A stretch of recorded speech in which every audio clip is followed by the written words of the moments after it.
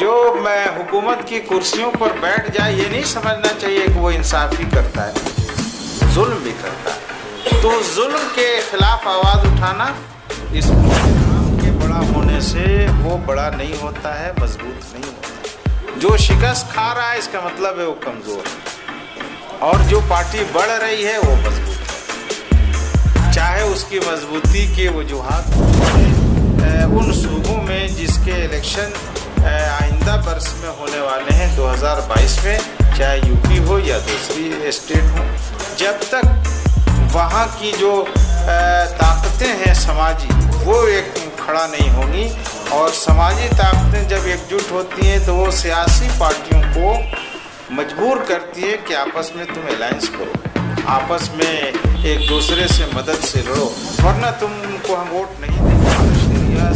ایک چھوٹے سے اسٹیٹ کی، 3 اسٹیٹ کی ایک مضبوط تنظیم ہے، لیکن آل انڈیا ملی کونسل اس وقت 24 اسٹیٹ کی کونسل کا سالانہ اجلاس پٹنہ پھلواری شریف میں کل سے شروع ہونے جا رہا ہے، جو اگلے 3 دنوں تک جاری رہے گا، جس میں ملک کے 20 سے 24 ریاستوں کے نمائندے شریک ہیں۔ ہماری تحریک جاری ہے۔ آل انڈیا ملی کونسل نے اس مہینے کو، نومبر کے مہینے کو تعلیم کا مہینہ بنایا ہے۔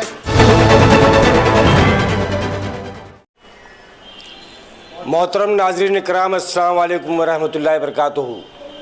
آپ کا میزبان راشد عظیم اس وقت بہار پٹنہ میں ہے، آل انڈیا ملی کونسل کے آفس میں، جہاں پر آج ہم آپ کی ملاقات کراتے ہیں بہار کی ملک کے ایک بہت ہی اہم شخصیت جناب حضرت مولانا انیس الرحمن قاسمی صاحب سے، جو آل انڈیا ملی کونسل کے قومی نائب صدر ہیں، اور بہار امارت شریعہ میں انہوں نے 40 سال تک اپنی خدمات انجام دی ہے، اور بہت سارے ایسے مسائل ہیں جن کو مولانا حضرت انیس الرحمن قاسمی صاحب نے حل کیے ہیں۔ آئیے ہم آپ کی ان سے ملاقات کراتے ہیں۔ مولانا انیس الرحمن قاسمی صاحب، آپ کا آمنا سامنا میڈیا اور شہاب ٹی وی میں استقبال ہے۔ بہت شکریہ جناب راشد عظیم صاحب کہ آپ ممبئی سے چل کر بہار آئے پٹنہ میں، اور ملی کونسل کے اس سے روزہ ہونے والے پروگرام میں بھی آپ شریک ہوں گے انشاءاللہ۔ آج ہم لوگ یوم تعلیم کے موقع سے یہاں جمع ہوئے، اور ایک اچھی میٹنگ ہوئی، ایک چھوٹا سا سیمینار بھی یہاں ہوا، جس میں اس بات کا خاص طور پر تذکرہ کیا گیا کہ مولانا آزاد اس ملک کی وہ عظیم شخصیت ہیں جنہوں نے اس ملک کی تعلیم کی راہ سے آگے بڑھانے میں سب سے بڑا کردار ادا کیا۔ مولانا ابوالکلام آزاد ملک کے آزادی سے پہلے اس ملک کو آزاد کرانے والے لیڈروں میں تھے۔ وہ 3 بار سے زائد کانگریس کے آل انڈیا پریزیڈنٹ بھی رہے، اور جب ملک آزاد ہوا تو اس وقت پہلے وزیر تعلیم کی حیثیت سے انہوں نے حلف لیا، اور تاحیات آپ ملک کے وزیر تعلیم رہے۔ حضرت مولانا آزاد ہی نے جو پالیسی سرکار کے کیبنٹ کے مدد سے طے کی تھی، اس میں یو جی سی کی پالیسی تھی، کانگریس، انڈین کانگریس کمیٹی، یہ جو ہسٹری والی کمیٹی ہے ریسرچ کی وہ تھی، یا اس طرح کے ادبی پروگرام تھے، یا جو سائنس کی ترقیات کے جو ادارے بنے وہ اسی زمانے میں بنے، جس سے یہ ملک کافی آگے بڑھا۔ اور آج ہم لوگ جس حال میں بھی ہیں، جس سطح پر بھی ہیں علم کے معاملے میں، ترقی کے معاملے میں، اس میں مولانا آزاد کا ایک بڑا کردار رہا ہے۔ محترم، جیسے کہ آپ کا شمار بہار کے ان خوش نصیب علماء کرام میں ہوتا ہے کہ جن کو تعلیمی، سماجی اور سیاسی سطح پر بہار میں اور اس ملک میں ایک بہت ہی زبردست حمایت حاصل ہے۔ آپ کو بہت ہی معتبر انداز میں دیکھا جاتا ہے۔ آپ نے جو باتیں کہی تعلیم کے تعلق سے کہ تعلیم کے میدان میں کافی دیش آگے بڑھا ہے، لیکن ہم یہ دیکھتے ہیں کہ بہار خصوصی طور پر سماجی سطح پر اور سیاسی سطح پر، ملی سطح پر اور تعلیمی سطح پر آج بھی جو ہے وہ پسماندگی کا شکار نظر آتا ہے۔ اس کی کیا وجوہات ہے؟ اور دوسری بات یہ جو اہم سب سے بڑی بات ہے کہ بے روزگاری کا بہت اہم مسئلہ ہے، اس پر آپ کیا کہنا چاہیے؟ دیکھیے، جہاں تک بات ہے کہ یہاں کی مسلم اقلیت تعلیم میں پسماندگی کا شکار ہے، اس میں کوئی شبہ نہیں۔ آپ غور کریں گے تو پورا بہار ہی بنیادی طور پر تعلیم میں جس طرح آگے جانا چاہیے تھا وہ آگے نہیں بڑھ سکا۔ ہاں، بہار کا ایک طبقہ ضرور ادھر چند برسوں میں آگے بڑھا، جس میں IAS ہیں، IPS کا طبقہ کہہ سکتے ہیں۔ وہ قومی سطح پر بہار کی جو شرح تناسب ہے وہ بہتر ہے، لیکن اس میں مسلم اقلیت کا تناسب انتہائی کم ہے۔ اس کی وجہ یہ ہے کہ یہاں کے مسلمانوں نے اور یہاں کے قائدین نے تعلیم کے اوپر جس بڑے پیمانے پر توجہ دے کر زیادہ سے زیادہ ادارے قائم کرنے کی ضرورت تھی، اس طرف توجہ نہیں دی۔ بنسبت ہم دیکھتے ہیں کہ گزشتہ 20 برسوں میں آندھرا پردیش میں، کیرالہ میں اور تامل ناڈو میں یا ممبئی میں جتنے ادارے مہاراشٹر میں قائم ہوئے، اس تناسب سے بہار کے مسلمانوں نے آبادی کے حساب سے اپنے ادارے نہیں قائم کیے۔ ہماری تحریک جاری ہے۔ آل انڈیا ملی کونسل نے اس مہینے کو، نومبر کے مہینے کو تعلیم کا مہینہ بنایا ہے، اور یہ تحریک چلا رہی ہے کہ ان تمام سیکٹر میں اور شعبوں میں جہاں ہمارے بچے اور بچیاں تعلیم میں پیچھے ہیں، ان کو آگے بڑھانے کی کوشش کی جائے، ان کی حوصلہ افزائی کی جائے۔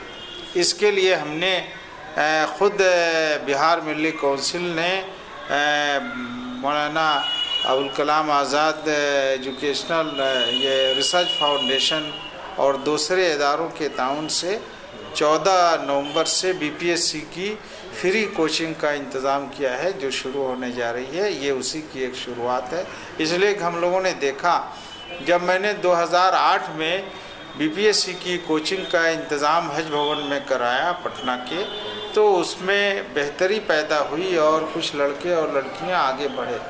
لیکن آج جب ہم غور کرتے ہیں تو محسوس ہوتا ہے کہ نہیں، ایک جگہ صرف حج بھون میں کوچنگ سے مطلوبہ نتائج نہیں مل سکتے تھے اور نہیں ملے، بلکہ اس طرح کے کم سے کم 10 جگہوں پر کوچنگ کے اچھے انتظامات کرنے تھے۔ اسی لیے ملی کونسل نے 2 دنوں کے بعد یہ شروعات کر دی ہے، اور یہ کوچنگ کا انتظام یہاں ہو رہا ہے۔ لڑکوں کو آگے بڑھانے کا، لڑکیوں کے ایک پورا پلان تیار کیا ہے، جو اگلے 30 برسوں تک ہم لوگ اس پر کام کرتے رہیں گے انشاءاللہ۔ ایک تحریک ہوگی انشاءاللہ تعلیم کو لے کر۔ جیسے کہ محترم بات تعلیم کی ہو رہی ہے، ہم یہ دیکھتے ہیں کہ مسلمانوں میں معاشی سطح پر بہت پسماندگی ہے۔ بہت سارے اچھے طالب علم ہیں جو بہت ذہین ہیں، لیکن ان کو آگے آنے کا موقع نہیں ملتا ہے۔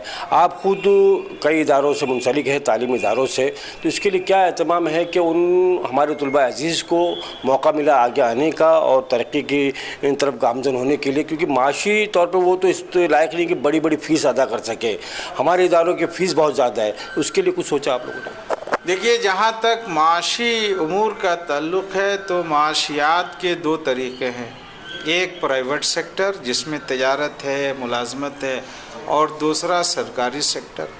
تو ہم نے محسوس کیا کہ سرکاری سیکٹروں میں کچھ تو مسلم اقلیتوں کی صلاحیت کی کمی کی وجہ سے یہ لوگ اس جگہوں کو حاصل نہیں کر پا رہے ہیں۔ جیسے بہار میں ابھی بھی 30,000 سے زائد جگہیں اردو اساتذہ کی خالی ہیں، لیکن اتنی تعداد میں اگر آپ تلاشیں گے تو BEd یا DLEd نہیں ملیں گے۔ تو ظاہر ہے کہ یہ مسلمانوں کی کمی ہے کہ ان کے بچے اور بچیاں جب تک DLEd یا BEd نہیں کریں گے، اس جگہ کو جو خالی جگہیں ہیں، ظاہر ہے اردو زیادہ تر یہی کمیونٹی پڑھتی ہے اور پڑھاتی ہے اپنے بچوں کو، تو وہ جگہیں خالی ہیں۔ دوسرا جو پرائیویٹ سیکٹر ہے، اس میں بھی صلاحیتوں کی بنیاد پر آگے بڑھا جاتا ہے۔ تیسرا جو تجارت اور معاشیات کے جو دیگر سیکٹر ہیں، ظاہر ہے اس میں بھی ہمارے نوجوانوں کو جس بڑے پیمانے پر تجارت کے میدان میں آنے کی ضرورت ہے، وہ ابھی نہیں آئے ہیں۔ چاہے وہ अच्छे फैक्ट्रियां कायम करके या स्मॉल इंडस्ट्री कायम करके हो, या छोटे छोटे जो रोज़गार के, मैं अपील करूंगा आपके इस मीडिया के ज़रिए से कि जितने भी इंजीनियर हैं, पढ़े लिखे नौजवान हैं, वो इस फील्ड में आएँ और अपनी कौम को आगे बढ़ाएं, तभी ये कौम आगे बढ़ सकती है। हज़रत, मैं जैसे मैंने कहा कि माशी सतह पर जो कमज़ोर है लेकिन वो बहुत ज़हीन है बच्चे, उनके लिए कोई इंतज़ाम ऐसा किया आप लोगों ने? देखिए, जो ज़हीन बच्चे हैं उनके लिए इंतज़ामात हैं। मिसाल के तौर पर गवर्नमेंट सतह से जितने भी इदारे फ्री तालीम के हैं, चाहे IIT के या उन जगहों के, उस तरह के बच्चों के तालीम और तरबियत के कई यहाँ इदारे हैं जो फ्री कोचिंग कराते हैं, उनको उन जगहों पर भेजते हैं। दूसरा सेक्टर है प्राइवेट का, जो आला फीस लेकर बच्चों को वो लोग पढ़ाते हैं। तो आला फीस देकर तो बच्चे हमारे अभी उतनी जगहों पर नहीं जा रहे हैं, लेकिन उन जगहों पर जहाँ मेयारी फ़ीस यानी एक मुतदिल फ़ीस है, चाहे वो B.Ed का हो या DLED का हो या पैथोलॉजी डिपार्टमेंट का हो, पैरामेडिकल से मुतल्लिक हो या जूनियर इंजीनियरिंग का हो, उन जगहों पर बिहार के हर साल 500 से लेकर 1000 लड़के मुख्तलिफ़ शोबों में फ्री तालीम देने के लिए हमारे यहाँ इदारे काम कर रहे हैं और उन लड़कों को हम लोग भेजकर तालीम दिलवा रहे हैं। जी, जो बात आपने कही माशाल्लाह, हम यही चाह रहे थे कि ये बात लोगों तक पहुँचे कि भाई ये इंतज़ाम पूरा है कौम के लिए, मिलत के लिए। अब आगे बढ़ते हैं हज़रत, मैं उस सवाल पे आना चाहता हूँ कि मुल्क में जिस तरह के हालात हैं, महाराष्ट्र भी है, गुजरात भी है, उत्तर प्रदेश ख़ास तौर से यूपी हुकूमत, और हमारे साथ में सामने अभी त्रिपुरा का मामला जो गुजरा है हाल ही में, लगातार मुसलमानों पर जुल्म व सितम, नाइंसाफ़ी इस तरह से होता चला आ रहा है। आप बिहार को इस ताल्लुक से किस नज़र से देखते हैं? देखिए, बिहार में थोड़ी बहुत दीगर सूबों के एतबार से जो हमारा यूपी वगैरह है, हम बेहतर महसूस करते हैं। और ख़ास तौर पर पिछले वर्षों में जब झारखंड में मॉब लिंचिंग हुई तो वहाँ के मुसलमान, वहाँ के आदिवासी और वहाँ के हिंदू एकजुट हो गए और वहाँ की जो उस वक्त की सरकार थी उसको शिकस्त दे दिया।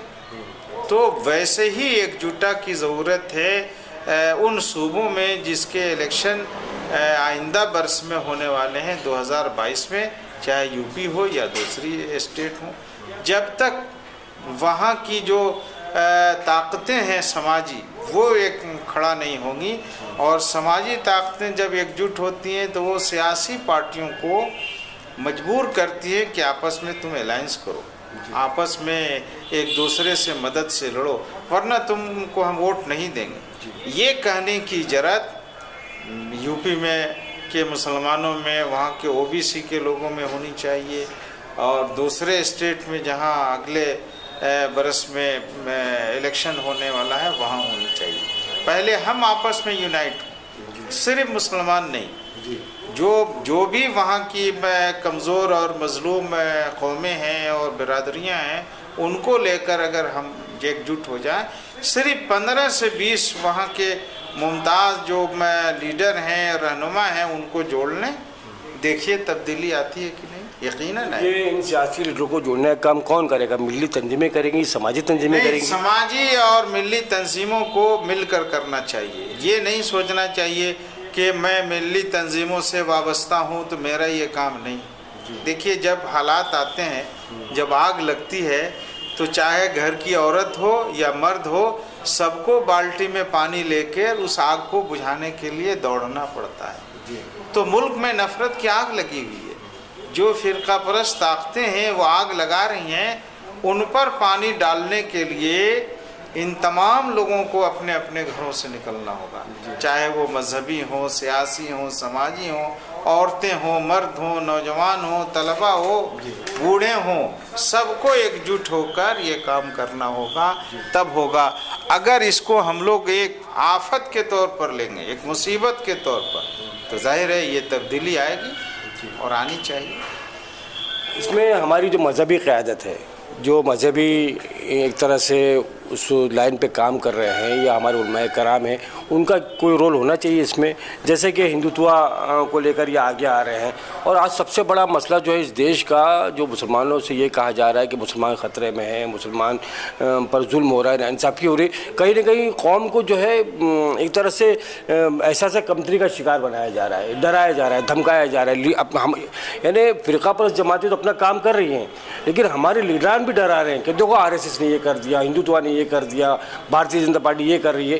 تو اس خوف سے اور اس احساس کمتری سے نکالنے کے لیے کیا ہونا چاہیے؟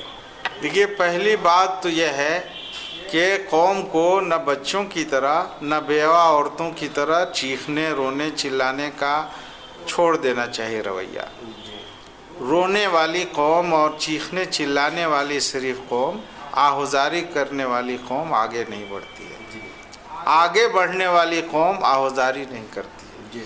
وہ اقدامات کے طریقے طے کرتی ہے، آگے بڑھنے کے طریقے طے کرتی ہے اور آگے بڑھتی ہے. جو لوگ اس طرح کے احساس کمتری والے بیانات دیتے ہیں، ان میں دو طرح کے لوگ. ایک تو وہ دانشور، مفکر، ان کا کام ہے ملک کو خطرات سے آگاہ کرنا. لیکن اس کے نیچے جتنے لوگ ہیں، ان کا کام ہے ان خطرات سے مقابلے کے لیے آگے بڑھنا، نہ کہ ان کی باتوں کو دہرا کر چیخنا، رونا، چلانا. یہ کسی اچھے اور بڑھنے والی قوم کا یہ شیوا نہیں. اس لیے اس طریقے کو چھوڑ دینا چاہیے. مسلمانوں کو بالکل بھی خوفزدہ ہونے کی ضرورت نہیں ہے. بالکل نہیں. بھائی اگر مسلمان بیوہ عورتوں کی طرح رہنا چاہتے ہیں تو وہ خوفزدہ ہوں گے، اور اگر وہ چاہتے ہیں کہ ملک کی تقدیر بنانے والوں میں یہ رہے ہیں، 1000 سال کی ان کی اپنی تاریخ ہے، اگر یہ اپنی تاریخ کو بھول جائیں گے تو رونا اور چلانا شروع کریں گے. ہم تو اس ملک کو آگے بڑھانے کے لیے سارے ملک کے واسیوں کے ساتھ، یہاں کے سارے ہندوستانیوں کے ساتھ، اس ملک کو آگے بڑھانے کے لیے سب کو لے کر آگے بڑھنے کا طریقہ ڈھونڈنا چاہیے، نہ یہ کہ کسی سے ڈر اور خوف کر کے اپنے دروازے کو بند کرنے والی روش چھوڑ دینا چاہیے. محترم، ہم تو یہ سمجھتے ہیں کہ مسلمان خطرے میں نہیں ہے، اس ملک کا قانون خطرے میں ہے، سنویدھان خطرے میں ہے. اصل ملک بچے گا تو سب بچیں گے. تو دیگر قوموں کو، سبھی لوگوں کو اس پر کیا آپ کا پیغام ہوگا؟ بالکل آپ نے صحیح کہا. کوئی ایک طبقہ خطرے میں نہیں ہوتا ہے، بلکہ اگر وہ طبقہ خطرے میں ہے تو پورا ملک خطرے میں. اور اس ملک کی سب سے بڑی خوبی ہے، اس کا دستور ہے، سنویدھان ہے، اس کی حفاظت. اگر وہ خطرے میں ہے، کوئی راستہ نہیں ہے اور یہ کہ ہم پرامن رہیں گے. سنویدھان کی حفاظت اور اس پر چلنے والے اور چلانے والوں کو مجبور کرنا کہ اس ملک کو اسی سنویدھان کے ساتھ چلانا ہے، انصاف کرنا ہے. جو میں حکومت کی کرسیوں پر بیٹھ جائے، یہ نہیں سمجھنا چاہیے کہ وہ انصافی کرتا ہے، نہیں، ظلم بھی کرتا ہے. تو ظلم کے خلاف آواز اٹھانا اس ملک کے تمام لوگوں کا کام، وکیلوں کا کام ہے، ڈاکٹروں کا کام ہے، یہاں کے تاجروں کا کام ہے، یہاں کے ملازمت پیشہ لوگوں کا کام ہے، علماء کا کام ہے، سماجی اور ملی تنظیموں کا کام ہے، اور سب سے بڑی ذمہ داری اول اور آخر سیاسی پارٹیوں کی ہیں. وہ اپنی ذمہ داری نہیں ادا کر رہے ہیں. محترم انیس الرحمن قاسمی صاحب، ہم یہ دیکھتے ہیں کہ یوپی کے اندر اب قریب الیکشن ہونے جا رہے ہیں 2022 میں. بات تو زعفرانی پارٹیوں سے یا اس ملک کی جو ہے فاشسٹ طاقتیں ان سے لڑنے کی ہے، اور جو سیکولر طاقتیں لڑنے کا دعویٰ کر رہی ہیں وہ خود آپس میں انتشار کا شکار ہے. اس پر آپ کیا کہنا چاہیے؟ بھائی وہ لڑنا ہی نہیں چاہتی ہیں. جو قوم آگے بڑھنا چاہتی ہے وہ آپس میں نہیں لڑتی ہے، چاہے وہاں کی کوئی بھی سیکولر طاقت ہو. وہ لوگ تو آپس ہی میں لڑ رہے ہیں. وہ سنویدھان کی حفاظت کے لیے کہاں لڑائی لڑ رہے ہیں. وہ بے روزگاری کے خلاف نہیں لڑائی لڑ رہے ہیں، وہ مہنگائی کے خلاف نہیں لڑائی لڑ رہے ہیں. اگر یوپی کے لوگ مہنگائی کے خلاف، بے روزگاری کے خلاف، ظلم کے خلاف ایک جٹ ہو جائیں تو دیکھیے جو ہے، ابھی آپ دیکھیں گے کہ جو سرکار ہے اگر یہ ظلم کر رہی ہے تو اس کا وجود نہیں رہے گا. اگر یہ بے روزگاری کو بڑھاوا دے رہی ہے تو یہ باقی نہیں رہے گی. اگر یہ ناانصافی کر رہی ہے تو باقی نہیں رہے گی. اگر یہ فرقہ واریت کو فروغ دے رہی ہے تو باقی نہیں رہے گی. اگر یہ महंगाई को बढ़ा रही है तो बाकी नहीं रहेगी। शर्त यह है कि ये जो भी पार्टियां हों, जो अपने आप को सेकुलर कहें, गैर सेकुलर कहें, उनको इस इश्यूज़ पर लड़ाई लड़ने के लिए आगे आना चाहिए। जैसी लड़ाई लड़नी चाहिए, हमें ऐसी लड़ाई अभी यूपी में नज़र नहीं आ रही। जी बिल्कुल सही कह रहे हैं आप। और हम ये देखते हैं कि सिर्फ सियासी पार्टियां नहीं, मुस्लिम जो वोट बैंक जो है, जिसको पहले ये समझा जाता बहुत बड़ी ताकत है, अब ये भी ताकत कमज़ोर नज़र आती है। मुस्लिम वोट की कोई अहमियत ही नहीं रह गई है। ये सियासी पार्टियों को इस बात का एहसास हो गया है, इसीलिए जो हमारी सेकुलर पार्टी है वो भी कहीं ना कहीं हिंदुत्व की तरफ जा रही है। जैसे कि मिसाल के तौर पर समाज पार्टी अखिलेश यादव की पार्टी है। अभी अखिलेश यादव ने जो स्टैंड लिया है वो ऐसा लगता है कि वो हिंदुत्व को रुझाने का काम कर रहे हैं या उस तरफ जा रहे हैं। खैर, हम इस मुद्दे पर, इस मसले पर नहीं जाना चाहते। हमारे कहने का मकसद ये कि मुसलमान वोटों के दावेदार बहुत है, समाजवादी पार्टी भी है, कांग्रेस भी है और दीगर पार्टियाँ हैं। वहीं जो हमारे मुस्लिम नामों से जो आ रहे हैं, चाहे वो ऑल इंडिया मजलिस इत्तेहाद मुस्लिमीन हो, पीस पार्टी हो, जो और भी इस तरह की पार्टी, वो भी किसी एक प्लेटफॉर्म पर आने को तैयार नहीं। मुस्लिम पार्टियों की बात करो तक ये एक प्लेटफार्म पर नहीं आएंगे और एक इशू जो इस मुल्क का है, महंगाई है, बेरोज़गारी है, जुल्म और नाइंसाफ़ी है, इसको ख़त्म करने के लिए जुल्म और नाइंसाफ़ी में सारी चीज़ें आ जाती हैं, चाहे वो मुसलमानों के ख़िलाफ़ हो या दूसरों के ख़िलाफ़ हो। तो ये इस तीन इशू पर अगर ये सियासी पार्टियां एकजुट नहीं हो रही हैं, आपस में इत्तेहाद नहीं कर रही हैं, तो नविश्ते दीवार पहले से तय है कि इनको कामयाब होना है या नाकाम होना है। तो आप आवाम को, मुसलमानों को बिलखुसूस क्या पैगाम देंगे? हम कहेंगे कि वो एकजुट हो जाएं और इन पार्टियों के लीडरों को जाकर पकड़ें, हाथ पकड़ें कि आप इस इशू पर तीनों एक होंगे या नहीं होंगे। आप नहीं होंगे तो हम आपसे अलग हैं। अगर ये कहने की हिम्मत हो जाएगी तो वो तीनों पार्टियां जो आज अपनी आप को बड़ी पार्टियां समझती हैं, सेकुलर समझती हैं, लेकिन वो अपने अपने वोट बैंक के लिए हैं, जीतने के लिए नहीं है, अपनी पार्टी को बचाने के लिए। बस तो अपनी पार्टी को बचाने के लिए तीनों एक हो जाओगे तो भी पार्टी बचेगी। तुम तो अलग रह कर हुकूमत नहीं बना सकते हो, ना हुकूमत को बदल सकते हो।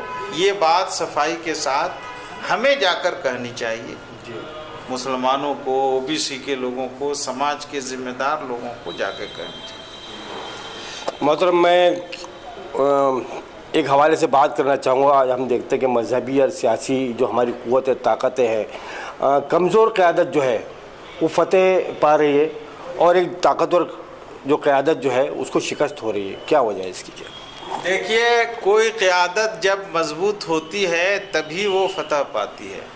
मजबूती इरादे से होती है, मजबूती अपने तरीक़े से होती है। सिर्फ नाम की पार्टियां जो अपने आप को बड़ी पार्टी कहें या कोई लीडर अपने आप को बड़ा कहे, नाम के बड़ा होने से वो बड़ा नहीं होता है, मजबूत नहीं होता। जो शिकस्त खा रहा है इसका मतलब है वो कमज़ोर है, और जो पार्टी बढ़ रही है वो मजबूत है, चाहे उसकी मजबूती के वजूहात कुछ भी हों। आप शिकस्त खा गए, आप कमज़ोर हैं, ये तो सामने की बात है। इसलिए आप अपने आप को और कौम को धोखा में मत डालिए कि आप मजबूत हैं। और मुसलमानों को और तमाम लोगों को ये समझना चाहिए कि जो लोग इस तरह धोखा दे रहे हैं, अब पिछले 30 वर्षों से जो पार्टी किसी स्टेट से आउट हो, हुकूमत नहीं बना रही हो, अगर वो कहे कि मैं मजबूत हूँ तो गलत है, धोखे में नहीं आना चाहिए। जो पार्टी पिछले 5 सालों से इलेक्शन से में नाकाम होकर हुकूमत से गायब है, अगर वो आज भी इंतशार की राह पर है तो उसको नहीं समझना चाहिए कि वो मजबूत है। एक होंगे तो मजबूत होंगे, अलग होंगे तो वो ताकतवर नहीं है, कमज़ोर। मैं आपसे ये जानना चाहूँगा कि इमारत शरिया बिहार, झारखंड, उड़ीसा से आपका बहुत गहरा ताल्लुक़ रहा है और आप इसके मंसूबों में, इसकी प्लानिंग में हमेशा शामिल रहे हैं, हम समझते हैं बहुत ही अच्छा अंदाज में। अब आपका क्या मशवरा है इमारत शरिया बिहार को, या क्या होना चाहिए आगे के मंसूबे, क्या होना चाहिए? शरिया जिन मंसूबों पर काम करती रही है उस पर अगर मजबूती से काम करेगी तो आगे बढ़ेगी। और हम लोग ने ये देखा कि इमारत शरिया तमाम कामों को नहीं कर सकती है। इसी लिए मिली कौंसिल को इमारत शरिया के बुज़ुर्गों ने 1992 में कायम किया और इमारत शरिया एक छोटे से स्टेट की 3 स्टेट की एक मजबूत तंजीम है, लेकिन ऑल इंडिया मिली कौंसिल इस वक्त 24 स्टेट की तंजीम है। जो मुल्क के हालात हैं जिसमें समाजी, सियासी, माशी, तालीमी, इक़्तिसादी और यहाँ के क़ानूनी लड़ाई को मज़लूमों के लिए लड़ने का जो काम है वो मिली कौंसिल कर सकती है। और ख़ास बात तो यह है कि मिली कौंसिल किसी एक तबके की नहीं है, न ये बरेलियों की तंजीम है, न देवबंदियों की तंजीम है, न अहले हदीस की है, न जमात इस्लामी की है, किसी एक तबके की नहीं है, बल्कि ये सारे तबक़ों की है। और यही उसकी ये खुसूसियत है जो इस वक्त इस मुल्क को ज़रूरत है। इसलिए मिली कौंसिल को पूरे मुल्क में फ़ाल किरदार अदा करने की ज़रूरत है, तभी ये मुल्क बचेगा और आगे बढ़ेगा। यानी आप ये कहना चाह रहे हैं कि ऑल इंडिया मिली कौंसिल एक कलमे और एक कुरान और एक अल्लाह के नाम से मौजूद है। सिर्फ हम ये समझते हैं कि हम मुसलमान हैं, किसी मसलक से हमारा कोई ताल्लुक़ नहीं है। मिली कौंसिल की जैसे आपने बात की, ऑल इंडिया मिली कौंसिल का सालाना इजलास, बड़ी खुशी की बात है कि इस साल जो है आपके बिहार पटना में और आपकी रहबरी में, आपकी क़यादत में होने जा रहा है, जो कि 12 और शायद 13 तारीख को है।